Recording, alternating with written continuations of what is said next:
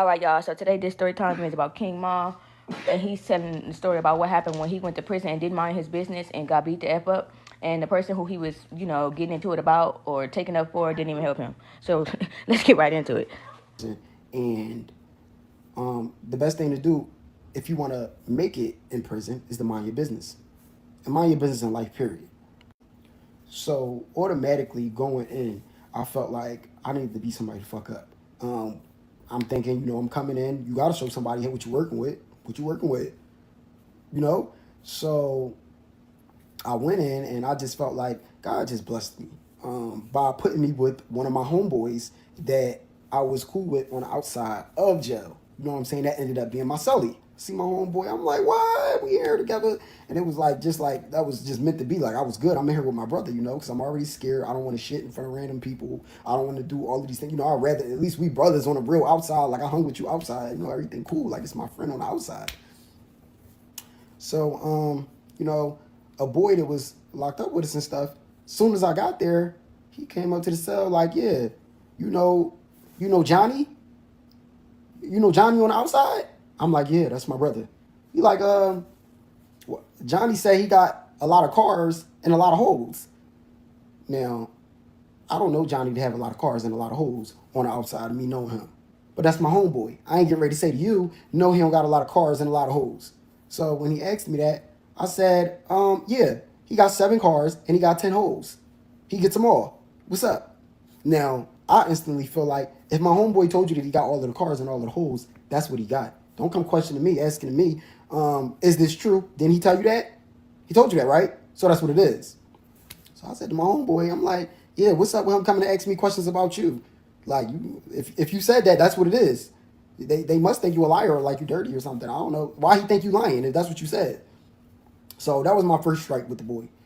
The second strike, me and my homeboy, we was downstairs in the little gathering room, and he said, like, to my friend, he like, yeah, if I was on the outside with you, I would have been your big brother. You wouldn't have even ended up in jail because I would have been your big brother. I looked at my homeboy, and I looked back at him. Then I looked at my homeboy again, and I said, and it's going through my head before I said it, well, he dirty. So what do he mean he could have been your big brother? Is he trying to say, I'm just confused how somebody that's dirty, how you going to tell me you going to be my big brother and I'm not going to end up in jail and you're literally dirty and you're in jail too. So that whole thing, you saying that to me just would have been a slap in my face. And I'm looking at my homeboy trying to figure out if he catching the shade that I'm catching. I'm like, because that's some shady shit to say because you dirty. So my homeboy ain't catching. He being real passive. He letting the boy slide or whatever. That was the second strike, And now I'm getting to the point where I'm like, okay, I'm already in jail. I feel like I need to fight somebody. And I'm feeling like this boy might be the first victim. Like, you might be the person that I need to sock at this point. So, you know what I'm saying? They ended up having a talent show night in jail. People don't know what that is. It was being locked down. Everybody be up at nighttime, on the bars at 8 gates. Everybody talking, busting their little jokes. And so they decided to have a rap battle. For those who know me, I spit my little bars and shit. You know what I'm saying? I'm a little hot. I do a little freestyle, a little 1-2, 1-2. So the boy that was being shady to my homeboy, he start rapping. I'm looking around, this shit was ass. You know what I'm saying? I'm like, that was corny. So I chimed in right after he was done with my freestyle. I start spitting my shit. Everybody was feeling it. They like, yeah, up top, because that's what they call me. They're like, yeah, up top, you fire. And I said something about the boy mom in my freestyle. You know what I'm saying? Yo, up top.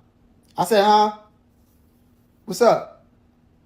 He said, do I play with you?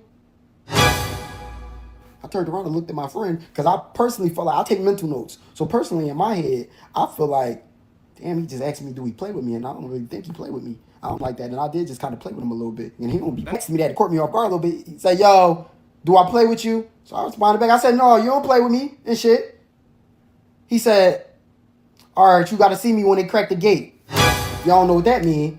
When they crack these cells in the morning time, it's time to get out. So me personally, I'm here for it. I'm not mad. I said, oh, that's music to my ears. You ain't saying nothing. You know what I'm saying? I stayed up all night thinking of my punchlines, what I was going to get ready to say, because I'm the type of person when I fight, I like onomatopoeia. Boom, pow, bam, wow. I like for it to be exciting for the audience to watch and for them to, really feel where I'm coming from, with everything. I'm an entertainer. So, I'm staying up all night, shadow boxing, overhooks, left, rights, underhooks, uppercuts. I'm doing my shit and I'm ready.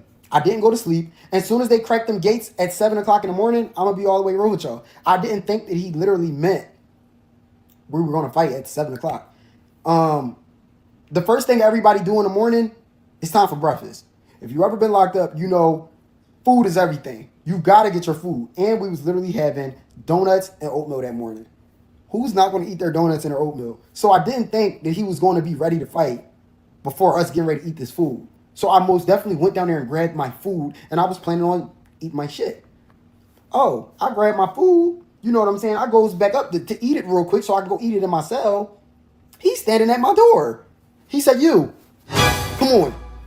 I looked, and this is where a little piece of fear started to come into me a little bit because I never had nobody invite me into my own home where I'm sleeping at, where I reside, to fight. I'm like, damn, he gonna invite me in my room? And this is my room. How you inviting me in my room to fight? And he said, "You, come on." I wasn't getting ready to show no fear or nothing up in there. I said, "Oh, you ain't saying shit?" I said, "Oh, yeah, come on." You know what I'm saying? We went in there and we went in my cell. I set my food down because I'm definitely getting ready to eat this right on after.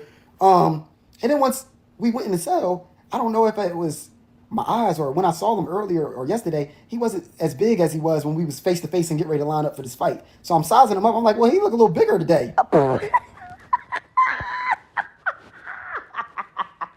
And after getting in there, at the beginning, I had to get accustomed to the fighting style that he was using. He was kind of beating me up in the beginning. I'm not gonna lie, he was getting up me. You know what I'm saying? He was tossing me around a little bit, but once I got into survival mode, something clicked to me and said, "Maul, you in jail.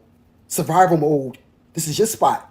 Once I got in there and I start really feeling what he was throwing at me, I said, okay, he's using his left hand and he's throwing the right a little slow. I got mines and I start throwing them. Kadoogie, kadoogie, kadoogie, kadoogie, kadoogie. And he's starting to feel mines now. You know what I'm saying? And not only that, I'm a survival type of fighter. He had hair. I didn't. I start grabbing his hair. Sure did. I start grabbing his hair and throwing uppercuts now. Now I'm throwing uppercuts. You know what I'm saying? And yeah, moral of the story is I could have went around all of that. I didn't even need to fight him because that wasn't none of my business. He wasn't shading me. He wasn't disrespecting me. He was talking about my friend. Anyway, he was never even talking about me. So if I would have minded my fucking business, I would have never even had to fight that bulldozer. You know what I'm saying? My friend, he didn't come in there and back me up and break the fight up when I needed him to when that boy was getting up on me. So moral of this whole lesson, this whole story time is mind your own fucking business. Simple. Now that's TV's very own King Ma, okay? Yeah, so King Ma here telling the story about how he was in there taking up for the next person that got his ass beat, okay? At least he learned his lesson. Mind your own business. Now look, you done got your ass whipped and he's still just walking around. Like, okay? Let that be a lesson. Y'all drop down in the comments and let me know what y'all think about this story. I'll talk to y'all later.